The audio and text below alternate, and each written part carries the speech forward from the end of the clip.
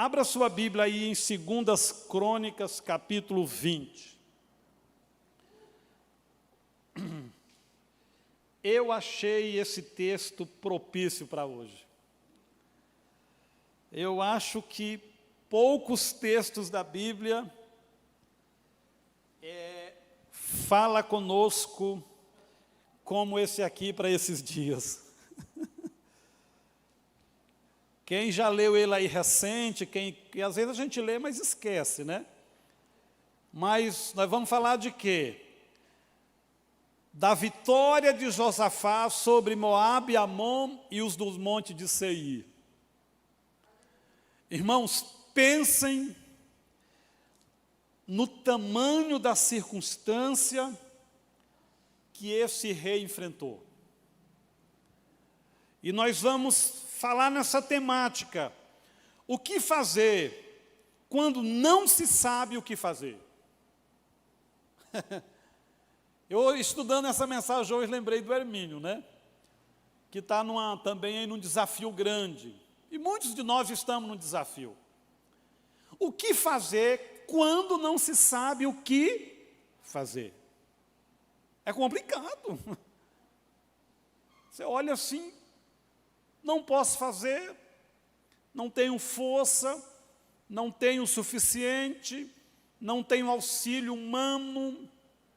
Então nós vamos aprender com esse grande herói da fé. O incrível é que esse homem faz justamente o contrário de seu pai. Ele não tinha exemplos adequados nos reis anteriores. Então, queridos, não importa a nossa história, o nosso ninho, o envelope que nos trouxe a esse mundo. Se a gente decidir fazer certo, nós traremos a mão poderosa de Deus ao nosso favor. Isso é fato. Então vamos para a leitura, 2 Crônicas 20. Vamos ler a partir do verso 1. Eu conto que os irmãos depois vão ler esse capítulo inteiro em casa, porque ele é extraordinário.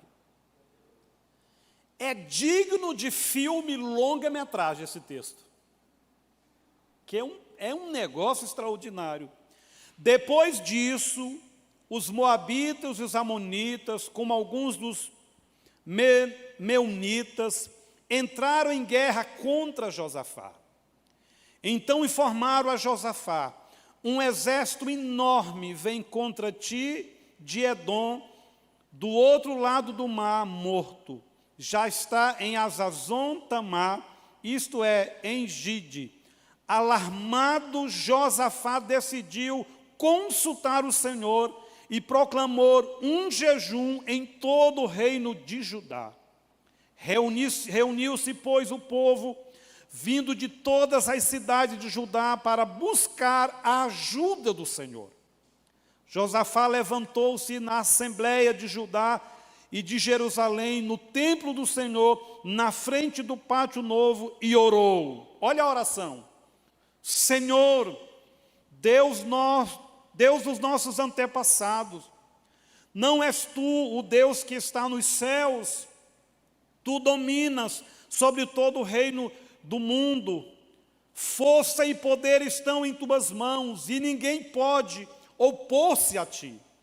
Não és tu, nosso Deus, que expulsaste os habitantes dessa terra perante Israel, o teu povo, e deste para sempre aos seus descendentes do teu amigo Abraão?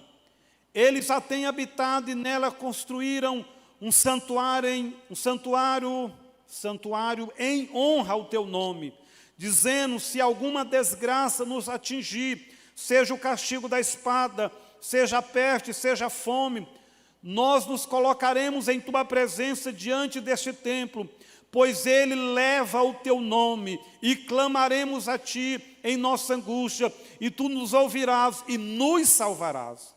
Mas agora, aí estão os amonitas, os moabitas, os habitantes dos montes de Seir, cujos territórios não permitiste que Israel invadisse quando vinha do Egito. Por isso os israelitas se desviaram deles e não os destruíram. Vê agora como estão nos retribuindo, ao virem expulsar-nos da terra que nos deste por herança. O nosso Deus não irá julgá-los, pois não temos força para enfrentar esse exército imenso que vem nos atacar. Não sabemos o que fazer, mas os nossos olhos se voltam para o Senhor. Diga, mas os nossos olhos estão no Senhor. Todos os homens de Judá, com as suas mulheres, seus filhos e até os de colo, estavam ali em pé diante do Senhor. Então o Espírito do Senhor veio sobre Jaaziel, filho de Zacarias, neto de Benaias, bisneto de Jeiel e trineto de Matatias, levita descendente de Asaf, no meio da assembleia. Ele disse: escute todos que vivem em Judá e em Jerusalém, e o rei Josafá, assim lhes diz o Senhor: não tenha medo, nem fique desanimados por causa desse exército enorme, pois a batalha não é de vocês, mas de Deus. Amanhã desçam contra eles. Eis que virão pela subida de Ziz, e vocês o encontrarão no fim do vale, em frente do deserto de Jeruel. Vocês não precisarão de lutar essa batalha.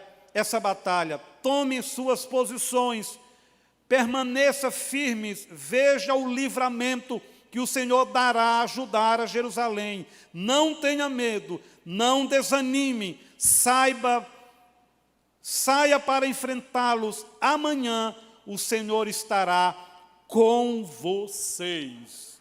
Só a leitura já é o suficiente, né? É extraordinário.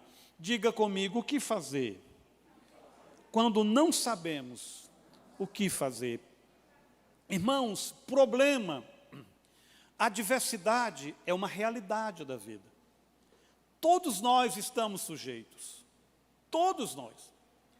De alguma forma seremos atingidos por dificuldades, por lutas. Essa é uma situação porque nós estamos na terra. Nós somos humanos, sujeitos. Eu tenho feito aí com alguns irmãos um propósito de madrugada, e nós estamos meditando no Salmo 91. O Salmo 91 tem 9 princípios sobre proteção. É um salmo extraordinário. Vai muito além daquele amuleto que a gente abre e deixa aberto na sala, né? Eu já cheguei a algumas empresas que lá na recepção tem uma Bíblia aberta no Salmo 91. Chega as páginas tão amarelinhas, né? Mas é preciso ter revelação disso. É preciso mergulhar no conhecimento disso.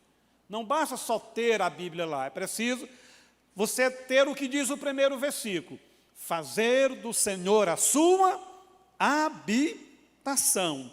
Então, o que fazer? Qual foi a atitude de Josafá? O que Josafá fez diante de tamanho problema? Irmãos, esse povo, esses 3 reinos, quando Israel estava vindo do Egito, Deus proibiu Israel de atacá-los. Israel não mexeu com eles, com a terra deles. Então Israel não tinha nenhuma demanda, eles não tinham nenhum motivo para atacar. Mas Israel agora estabelecido, na terra prometida, eles decidem atacar Israel. Vendo que Israel estava dividido, o reino do sul e do norte, eles resolvem atacar. E era um número tão grande que Josafá diz assim: em nós não há força, Deus. Nós não temos nenhuma condição. Nós não temos como fazer isso, como nos defender.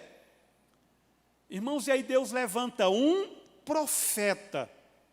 Porque tudo começa com a atitude de buscar a Deus. E a resposta, o selo de Deus é o seu falar divino. É Deus se manifestar e falar. Então, qual foi a primeira ação para se resolver algo que a gente não sabe como resolver? Diga comigo, oração. E é um fato, A gente busca mais a Deus quando a gente está numa batalha. A gente está numa luta, num vale. Sim ou não? Não foi diferente com eles. Eles foram buscar a Deus. Irmãos, as provas não vêm para nos destruir, mas para nos fazer dobrar os joelhos. Se elas vêm buscada por nós ou não, trazida pelo inimigo ou por circunstância, não importa. Elas vêm. Mas elas vêm para nos destruir? De forma nenhuma. Quando a gente é pressionado, o que a gente faz? Ajoelha. Deus não quer que você entre em desespero quando vier uma adversidade. Deus quer que você ajoelhe. Porque o ajoelhar é um fator de rendição a Deus e dependência. Quando Deus vê isso, os céus começam a se mover.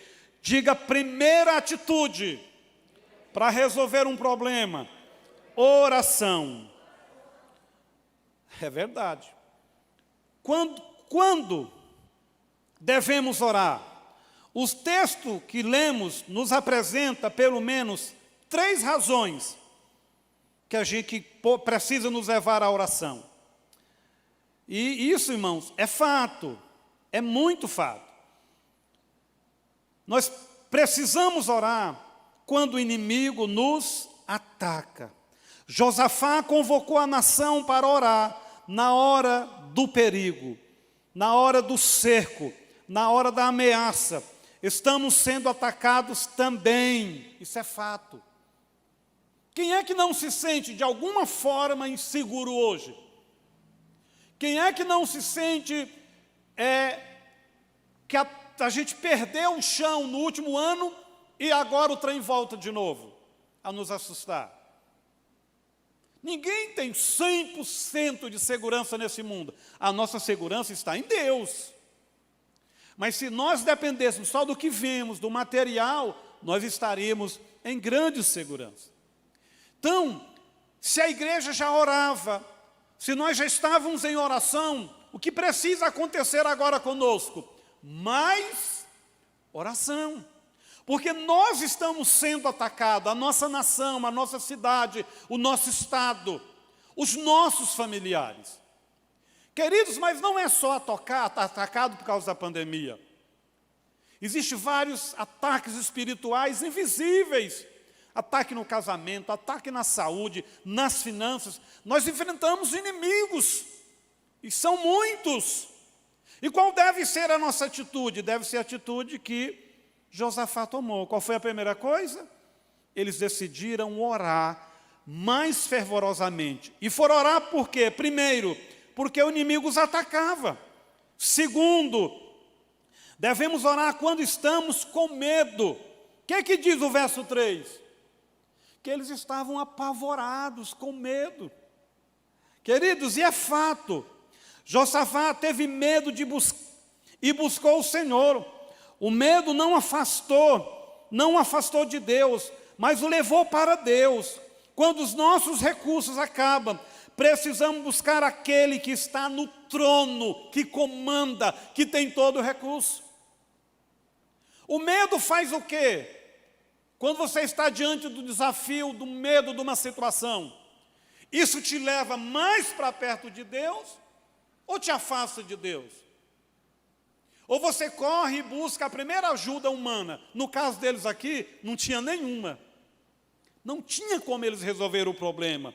Então, primeiro, nós devemos orar quando o inimigo nos ataca. Segundo, quando existe medo. Terceiro, quando não sabemos o que fazer. Josafá faz uma confissão sincera com esses elementos. Sentimento de fraqueza. Em nós não há força. Sentimento de incapacidade geracional. Não sabemos o que fazer. Sentimento de confiança em Deus. Porém, os nossos olhos ficarão no Senhor. Então, queridos, quando não sabemos o que fazer, nós precisamos buscar a Deus força, porque nós temos fraqueza. Precisamos buscar direção, porque nós não sabemos o que fazer. E precisamos confiar em Deus, colocar os nossos olhos nele. A oração, a busca deve produzir isso. Você precisa de forma sincera levar o estado do seu coração, das suas emoções para Deus. Ainda sobre a oração, nós precisamos orar. Irmãos, e nós vemos aqui 3 coisas. Como orar? Devemos orar com jejuns. O que Josafá fez? Convocou o jejum. Devemos orar em conjunto, versículo 4 é claro. A nação toda veio para Jerusalém para jejuar. E devemos orar agarrado nas promessas de Deus. Quando a gente lê o versículo 5 ao 11, Josafá orou com base na soberania de Deus e nas fiéis promessas de Deus. Deus tem zelo para cumprir a sua palavra. Qual foi a oração que ele fez? O Senhor prometeu ao nosso pai Abraão, Isaque e Jacó essa terra. Senhor, tu prometeste a Abraão que é o teu amigo. Irmãos, uma coisa é a gente dizer assim, eu sou amigo de fulano importante. Outra coisa é a gente dizer, eu sou amigo de Deus. Outra coisa foi Deus que disse que ele era amigo de quem? De Abraão. Foi Deus que falou. Não foi nenhum profeta, nem foi nenhuma revelação. Então ele está se agarrando às promessas de Deus. E Deus não falha as suas promessas. Ele está se agarrando ao zelo de Deus pela sua palavra. Porque na hora de luta, de adversidade, o inimigo ele bombardeia a nossa mente para tirar da gente a lembrança da palavra, para não nos lembrarmos da fidelidade das promessas de Deus. Então nós oramos agarrados às promessas e à palavra. Essa semana me mandaram um vídeo, até esqueci de postar para os irmãos, mas talvez alguém viu, uma pesquisa de um seminário americano, falando sobre pessoas que leem a Bíblia 1 vez por semana, 3 vezes, 4 vezes, e acima de 4 vezes o que é que acontece? Irmãos, é um negócio do outro mundo. É um negócio do outro mundo. Se você ver os efeitos de ler a palavra acima de 4 vezes por semana, você fala, gente, é um remédio poderoso. Aí lá tem uma lista enorme de benefícios para quem lê a palavra. Eu pergunto para você, se na hora de uma luta, de uma adversidade, a Bíblia não estiver na sua mente, no seu coração, qual vai ser a ferramenta que o Espírito Santo vai usar para te dirigir? Qual é a voz que você vai ouvir? Você vai ouvir a voz da mídia. Você vai ouvir a voz das circunstâncias. Porque a incredulidade, ela está ligada à ausência da revelação da palavra, do conhecimento. Por não conhecê-la de forma mais profunda, você oscila nas suas decisões e na sua forma de pensar. O provérbio diz assim como o homem pensa, ele é. Se os seus pensamentos são produzidos por circunstâncias, por informações erradas, por fake news, qual vai ser a sua falha, as suas atitudes, qual vai ser as suas crenças? Errada. São crenças erradas que geram comportamento, irmão, complicado, duvidoso. Por exemplo, tem empresário que até hoje está com aquela maquininha que faz assim, aí aperta. Ainda tem empresário que escreve tudo num caderno. São crenças cultuadas, preservadas. Essa pessoa não tem como chegar longe. Não tem. O conhecimento, ele é libertador. Porque o conhecimento traz a verdade sobre algo, sobre aquilo que está diante de você, ou que você está vivendo. Jesus diz, e conhecereis a verdade, e a verdade vos libertará. E aí em seguida ele diz, se pois o Filho, quer dizer, a verdade está em mim, acerca da espiritualidade, da oração, acerca da salvação. Ele diz, se o Filho, pois, vos libertar, verdadeiramente sereis livres. Então, existem as verdades espirituais, existe a verdade do conhecimento para determinados segmentos que você está envolvendo. Tudo isso liberta. Todo conhecimento liberta.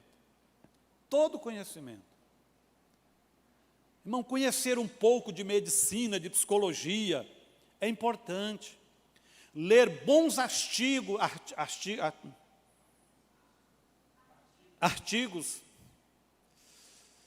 da internet, da área de psicologia, de psicanálise é bom. Por isso que todo brasileiro tem um pouco de psicologia, né? E de medicina. Se você abrir a sua boca perto de alguém e dizer, está doendo o joelho, eu falo assim, minha mãe tomou isso. E eu vou te dar a receita. Né? Complicado. A gente tem sempre, né, uma receita prontinha, da vovó, da mamãe. Então devemos orar também em conjunto. Devemos orar agarrado nas promessas. Então, primeiro ponto, o que é que ele fez? Orou, buscou a Deus. Segundo, diga, buscou a palavra de Deus. O povo de Deus se reuniu para ouvir a palavra de Deus. Isso está lá no capítulo 20, do versículo 13 ao 15. Quando a igreja está reunida e unida, ali ordena o Senhor a sua bênção, a bênção da vida. O nosso Deus é Deus que fala. Ele fala através da sua palavra. Homens e mulheres, crianças estão em pé diante do Senhor e eles estavam atentos, abertos, sedentos para ouvir a voz de Deus. Salmo 133, versículo 3 diz, ali o Senhor ordena a bênção da vida. Então, queridos, a hora que eles estão lá em pé, atentos, já tinham clamado, chorado, orado, o que aconteceu?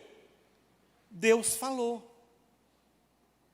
Irmãos, é muito complicado ouvir a voz de Deus se você não ora. Se você não tem intimidade, quebrantamento com Deus.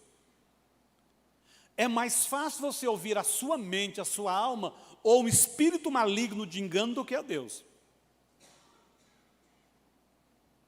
Porque até você mergulhar num quebrantamento, você remover os impedimentos da sua mente, as interferências da mente, do inimigo, você precisa gastar um tempo na presença de Deus.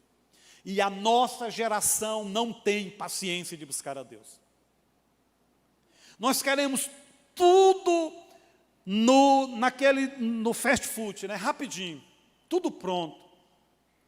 Pensa numa coisa que não funciona, é querer conhecer as Escrituras e orar sem tempo. Não funciona. Não funciona. Eu tenho grande dificuldade de orar pouco tempo. Não dá, até eu entrar, até eu calmar minha alma, eu pôr ela no lugar dela, até as preocupações do dia a dia ficar quieta, eu levo um tempão. Então, eu tenho essa dificuldade. Engraçado, pode ter uma música alta, pode ter alguém conversando, não me atrapalha. Eu ajoelho lá e oro tranquilo. Mas comigo mesmo, com a minha alma, com o meu interior, eu levo um tempo para organizar. Outra coisa que eu considero importante na oração, eu não vou para a oração simplesmente para orar o que eu quero, o que eu preciso. Se eu ficar um tempo em oração e eu não perceber que eu fui um com o Espírito Santo para atender às necessidades do reino de Deus, eu me sinto frustrado. Porque senão é aquele filho que vai ao pai só pegar as coisas, né? Meu pai tem um supermercado do reino dos céus, eu oro para pegar. Irmãos, eu quero saber o que vai no coração de Deus. Eu quero participar com o Espírito Santo do seu gemer pelas pessoas, pelo que o reino de Deus. Senão eu simplesmente oro para atender as minhas necessidades. Já é bom, mas não é o melhor. A gente precisa ir um pouco além. Então, orando e buscando a palavra de Deus. A palavra de Deus é a espada do Espírito Santo. Por ela o crente pode viver, por ela o crente pode realizar, por ela o crente é usado, é alimentado, nela tem riqueza na palavra. A palavra é espada na mão do Espírito Santo para usar o crente e defender o crente. Deus fala, mas precisamos dar ouvido à sua palavra. Temermos, porque muitas vezes duvidamos. O medo nos coloca em xeque a nossa crença na palavra de Deus.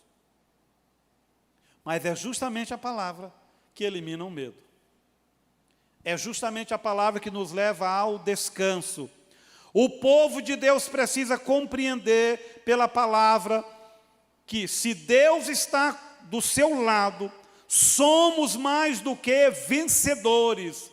A nossa peleja é a peleja de Deus. Quem toca em você, toca na menina dos olhos de Deus. Ele tem zelo pela sua vida. Se Deus é por nós, quem será contra nós?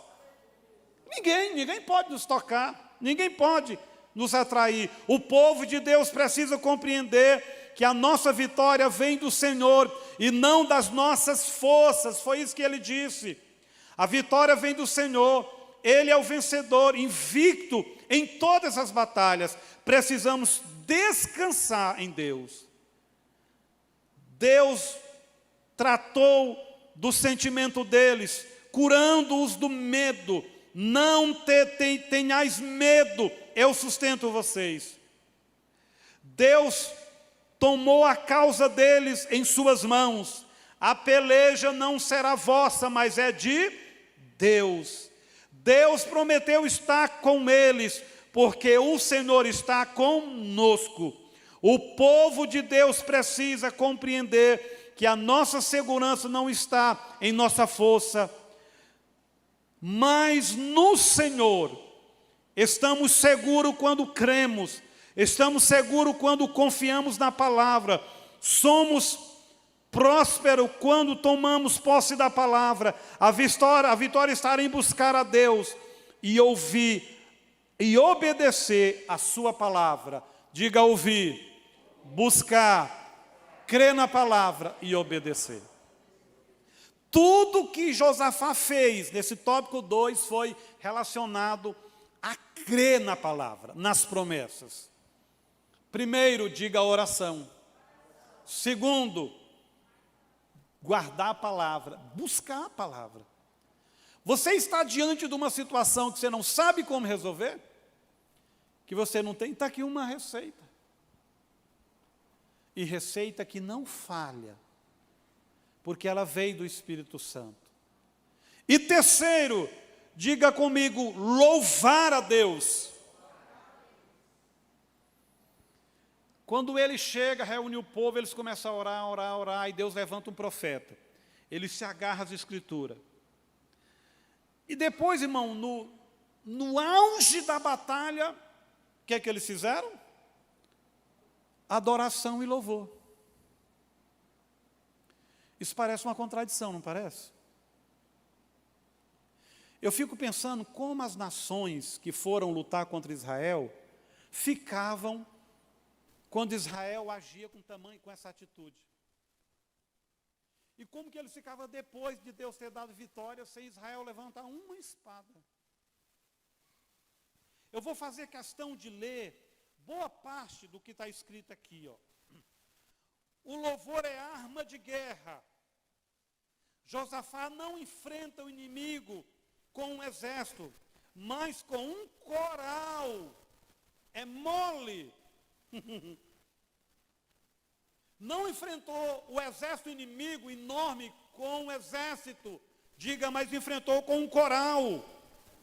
O louvor foi a arma que Deus pôs nas mãos do povo para vencer aquela guerra.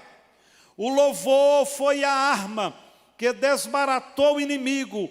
O louvor é arma de guerra. Diga adoração. O louvor é arma de guerra. É tremendo, né? O povo não tinha de pelejar, tinha de louvar. Deus guerreia as nossas guerras quando nos prostramos para adorar e nos levantamos para louvar. Diga, eu prostro para adorar e me levanto para adorar. E Deus luta a minha guerra. Mas o que é que a gente faz muitas vezes? A gente se debate, a gente murmura, a gente fala besteira. Irmãos, pensa numa coisa que irrita Deus, é a tal da murmúria e a incredulidade. Irmão, você pode até ser incrédulo na mente e no coração, mas não abre a boca, não. Porque o diabo não sabe dos seus pensamentos.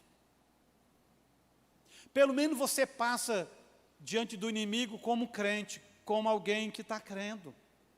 Porque na hora que você abre a boca, você não alimenta o Espírito Santo, você alimenta os demônios com a sua murmuração.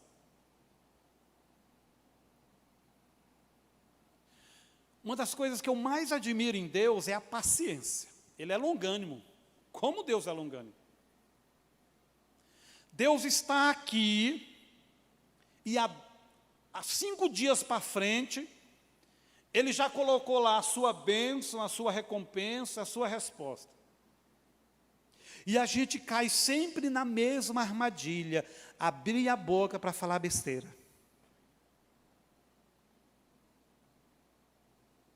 Aí está os anjos do céu inteiro trabalhando ao seu favor, torcendo por você, e eu te falo, eles são mais intensos do que os torcedores do Flamengo foram na quinta-feira. Que sofrimento, irmão, misericórdia. Foi tenso, não foi? Tenso. Então você tem a Trindade ao seu favor, os anjos. Tem pessoas que estão com você, que ora. E o céu está dizendo, daqui 10 dias ele vai ver que os céus é os céus, que Deus é Deus. Agora, porque os nossos olhos não viram ainda, as circunstâncias estão zoando na cabeça da gente, o que é que a gente faz? Abre a boca. E aí dá bobeira. Sabe por que o inimigo não destroçou a vida de Jó por completo? Porque Jó, quando abria a boca, até quando ele estava em dúvida, era para afirmar a sua fidelidade a Deus. Jó nunca se dirigiu a Deus em incredulidade ou amaldiçoando, ele amaldiçoava ele mesmo. Eu sou uma miséria, um velho, eu podia ter morrido no ventre. Maldito o dia que eu nasci. Mas ele não se referia a Deus. Ele se referia ao estado dele de sofrimento, mas não atribuiu a Deus culpa de nada. E o demônio ficou cutucando, cutucando, e o Jó lá firme. Jó diz, ainda que ele me mate, nele esperarei. Pode gravar em rocha, em aço e madeira. Grava aí. Eu sei que o meu Redentor vive, que ele vai se levantar. Estamos em processos difíceis, faça igual Josafá. Ore, busque a palavra de Deus e adore, tenha atitudes de adoração. O que Jó fez quando a mulher dele veio espraguejar? Ele disse, mulher, tu está agindo como tola. Nu eu vim, se for preciso, nu voltarei. Rasgou as vestes e adorou quem? A Deus. Irmãos, o Espírito Santo permitiu estar na Bíblia para que a gente se lembre disso na hora da batalha. Lembre de uma coisa, as suas palavras revelam, é você, não é Deus não. As suas palavras vão revelar a sua incredulidade, sua dificuldade de crer. Não vai diminuir a Deus, Deus continuará sendo Deus. Quem vai perder, quem vai adiar a bênção é você. Então vamos ser o quê? Inteligentes. Vamos ser sábios. Por muitas vezes eu fui aconselhar a pessoa, ou visitar pessoas, e a gente chega lá, e a gente está de fora, está igual Deus, né? A gente tem uma visão melhor do processo. Irmão, se a gente der uma oportunidade para a pessoa falar, ela começa a falar besteira. Começa a falar besteira. E aí para depois você alavancar uma oração, para depois você trazer aquela mente para o eixo da fé, da possibilidade em Deus, é difícil.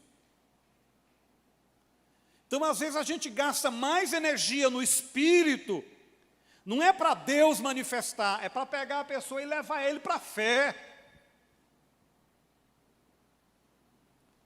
Irmão, se Jesus se irritou com gente incrédula e murmurador, imagine nós. Porque pensa num cidadão que tinha a graça do Espírito e ânimo de Deus e paciência.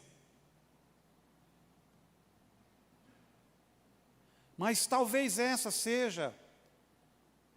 esse tipo de situação seja um bom momento para você exercer fé. Quando você quer ajudar alguém e ele não tem fé, aí entra a sua atitude de fé. Você abrir a boca e ir contra a maré. Fazer igual diz lá em Lucas 8, acho que Mateus 8. Jesus disse, o barco vai chegar do outro lado. E os apóstolos estão doidos, se debatendo e dizendo, vamos morrer. E no Espírito já dizia, vai chegar do outro lado. Então se agarre à atitude de adoração. Eu pergunto, o barco chegou ou não do outro lado? Lá em Mateus 8. Ah, chegou, irmãos.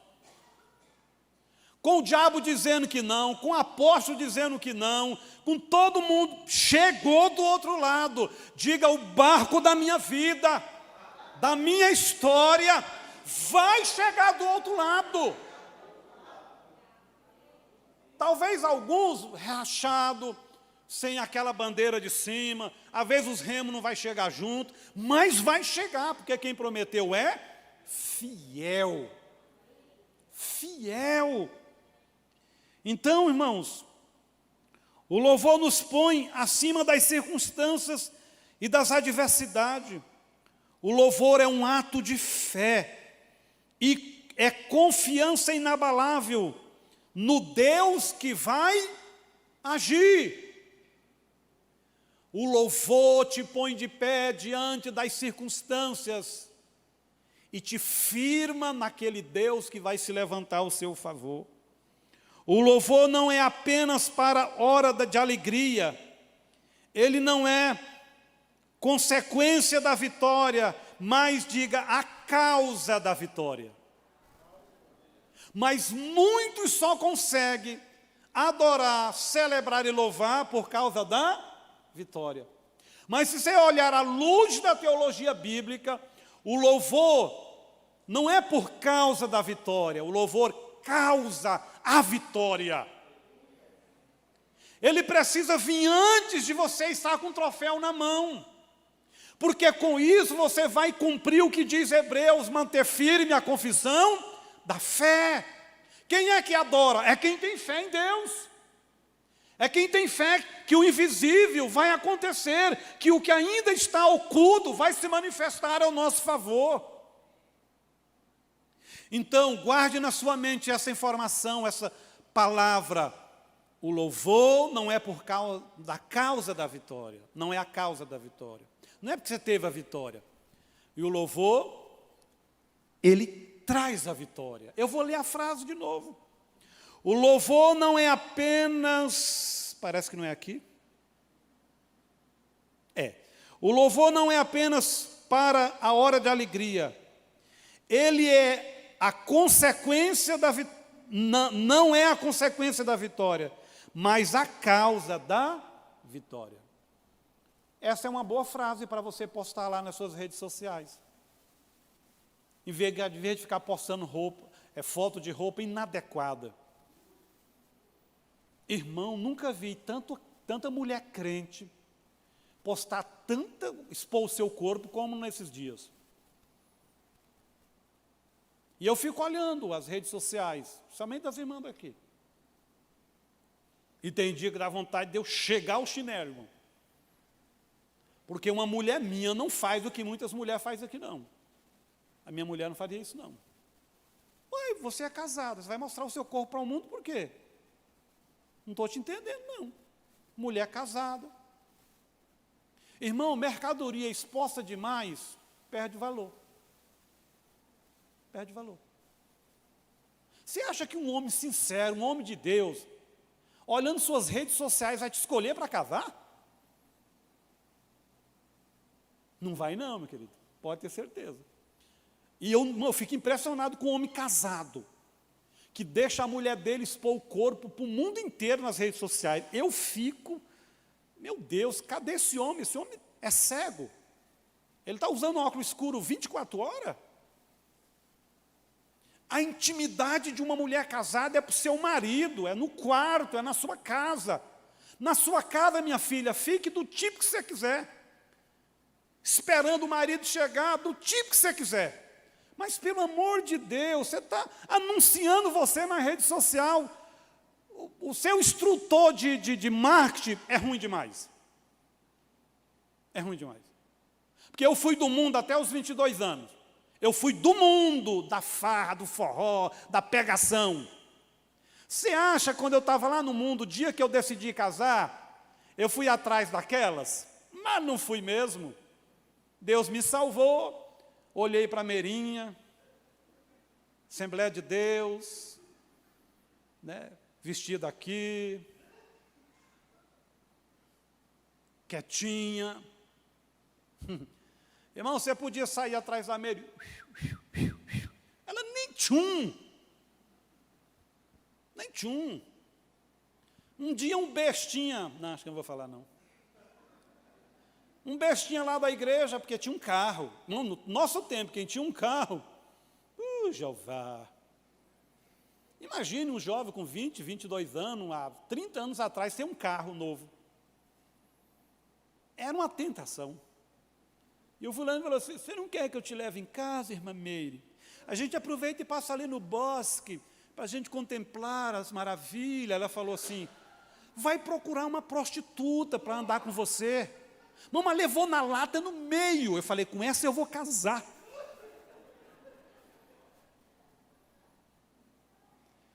Irmãos, nós não só temos que ter atitude de oração, de buscar a palavra, de louvor, nós precisamos ser crentes, irmãos.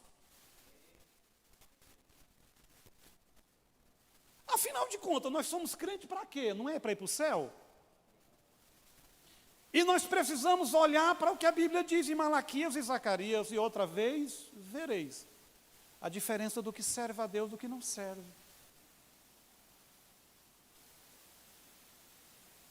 Precisamos de equilíbrio espiritual. Nós precisamos de, irmão, domingo, de ter noção das coisas. Você já imaginou, o pastor Eus vai para a praia com a pastora Meire, aí põe uma sunga, aí posta nas redes sociais. Todo mundo vai ficar escandalizado. Mas muita gente aqui faz e ninguém fica escandalizado. Estou entendendo, não. Os que se fica alguém, fica calado, né? Uma igreja aí quase fechou, agora há pouco tempo. Conhecida nossa. O pastor e a pastora foi para a praia e postou um monte de foto, de tanguinha, e ela foi toda reformada. Quase que acabou a igreja. Nós não podemos, nós somos espelho, pastor. Quero dizer, você é membro do corpo de Cristo. Você que está em casa nos assistindo, você é membro do corpo de Cristo. O mundo vai conhecer Deus por nós, irmão. Linguagem, atitude, forma de viver. O mundo não lê essa Bíblia aqui, não. O mundo lê você e eu. O mundo lê a sua linguagem. O mundo lê a forma que você expressa seus pensamentos. Antes do mundo conhecer Deus, vai conhecer a igreja, que é eu e você. Antes do mundo apaixonar por Deus, vai apaixonar por um povo santo, ético, equilibrado. Você, moça da igreja, você quer um modelo, mulher da igreja? Eu vou te dar um, Aline Barros. Olha para os primeiros vídeos da Aline Barros há 500 anos atrás. A Aline Barros está sempre nova, bonita e bem vestida. Ela parece a rainha da Inglaterra. Né? É princesa. Você nunca vai ver ela exagerando em linguagem, em vestuário, nada. É uma lady. Eu tenho um amigo meu que ele conversa muito comigo, que ele quer casar e está orando. E você sabe qual é o ponto de referência dele? Para a mulher, é a Aline Barros. Eu não estou falando para você virar uma coisa estranha, não. Mas você tem um equilíbrio, irmão. Porque nós somos espelhos. Nós somos igreja. O mundo não tem esperança em nada mais. Tem na nossa vida em Deus. Então adore a Deus com o corpo, com a mente, com o seu coração. Adore. Sabe por que eu falo isso? É porque eu sou pastor da igreja. Eu posso falar. Se eu não doutrinar vocês, não ensinar vocês, Tiago disse assim, Deus vai te chamar no dia do arrebatamento e você vai pagar por os que se perderam. É isso que a Bíblia diz. Então pesa sobre meus ombros. Eu preciso ensinar, eu preciso falar. Muitas vezes, o nosso louvor, a nossa oração é fraca, por falta de uma vida convertida. Convertida. Vamos avançar. Então, queridos, o louvor não é apenas para a hora de alegria, ele não é a consequência da vitória, mas a causa da vitória. Talvez até aqui você tenha se queixado, chorado, murmurado pelos seus problemas, casamento, família, saúde, finanças, emprego, escola. Comece a louvar a Deus. Louve a Deus pelas provações, louve a Deus pela sua família, pelo seu cônjuge, pelos filhos, pelo emprego. A Bíblia nos ensina, em tudo dai graça. É sempre primavera para o coração que vive em adoração. Diga, sempre há primavera para quem vive em adoração. É sempre primavera. A primavera é linda, é colorida, é maravilhoso, né? O ruim é aquele tempo tenebroso. O louvor muda as circunstâncias humanamente impossíveis. Aquilo que era impossível para aquele povo, a adoração mudou tudo. O louvor aciona a mão de Deus Todo-Poderoso. O louvor aciona a mão de Deus do onipotente e do onipresente. O louvor traz a vitória ao acampamento do povo de Deus. O louvor confunde o inimigo. O louvor muda o cenário de morte para a vida. O louvor é a causa da vitória e não apenas o resultado da vitória. Não espere brotar no céu o arco-íris para louvar a Deus. Louve-o quando houver tempestade. O louvor traz a vitória de forma rápida. Se coloque de pé. Vamos ler. 25 e 26. O 15. Amém? Se coloque de pé. O versículo 25 e 26. Por volta da meia-noite. Está bem aqui, eu vi agora esse texto. Olha, irmão, que extraordinário. Por volta da meia-noite, Paulo e Silas oravam e cantavam louvores a Deus. E os demais companheiros da prisão escutavam. Diga comigo, de repente, sobreveio tamanho terremoto que sacudiu os alicerces da prisão. Abriram-se todas as portas e soltaram-se todas as cadeias. É tremendo, né? É forte demais. Diga, eu preciso orar, eu preciso crer na palavra e eu preciso louvar. Nenhuma atitude de Josafá e daquele povo, de adoração, de crença, de oração, era porque algo já tinha acontecido. Tudo foi feito antes de qualquer coisa acontecer. Eu pergunto, é ou não um exemplo para a nossa vida? Amanhã começa aí o lockdown, né? Vai fechar por 7 dias. O inimigo fica aí rondando, né? Nós temos orado por muitas pessoas com Covid, de outras igrejas, amigos nossos. Aqui da igreja, graças a Deus, praticamente ninguém. Nós não tivemos ninguém internado da igreja nesse ano, todo de pandemia. Ninguém morreu de Covid. E aqueles que deram, passaram em casa tranquilo. O que é isso? Plena misericórdia. Busca de Deus. Deus tem cuidado da gente, irmão, financeiramente. Vamos amar a Deus. Vamos ser gratos. Vamos ser gratos. Nós precisamos enfrentar esse gigante aí. E vamos usar essa receita. Oração. Crer na palavra. E adoração. Mas nós vamos adorar porque Deus já fez? Por causa do resultado da vitória? Ou para provocar a vitória? Existe um hino Diante do Trono que diz assim: te agradeço por tudo que tem feito, pelo que vais fazer. Isso é uma fé profética, é uma adoração verdadeira. Vamos orar nessa noite. Talvez a sua oração vai ser dizer: Deus, me perdoa porque eu abro a boca mesmo e o negócio pega quando eu abro a boca. Deus, me ajuda para ter atitudes de fidelidade. Deus, não me deixa alimentar o inimigo, abrindo a minha boca e falando besteira. Quando você estiver tentado a falar, vai para um cantinho, irmão, e fala tudo para Deus. Deus, mas eu estou com vontade de murmurar, a minha mente está ruim. Deus, eu estou assim. Fala para Deus, porque aí Deus se levanta ao seu favor. Lembra do salmo que o salmista diz assim: por que estás perturbado, ó minha alma? Por que te perturbas dentro de mim? Ele está conversando com ele mesmo, dizendo: espera em Deus, pois ainda o louvarei. Ele é meu Deus, meu refúgio, a minha fortaleza. Ali o salmista teve que fazer uma escolha: eu abro a boca, eu cedo para as circunstâncias, porque eu estou vendo e ouvindo, ou eu pego a minha alma e governo.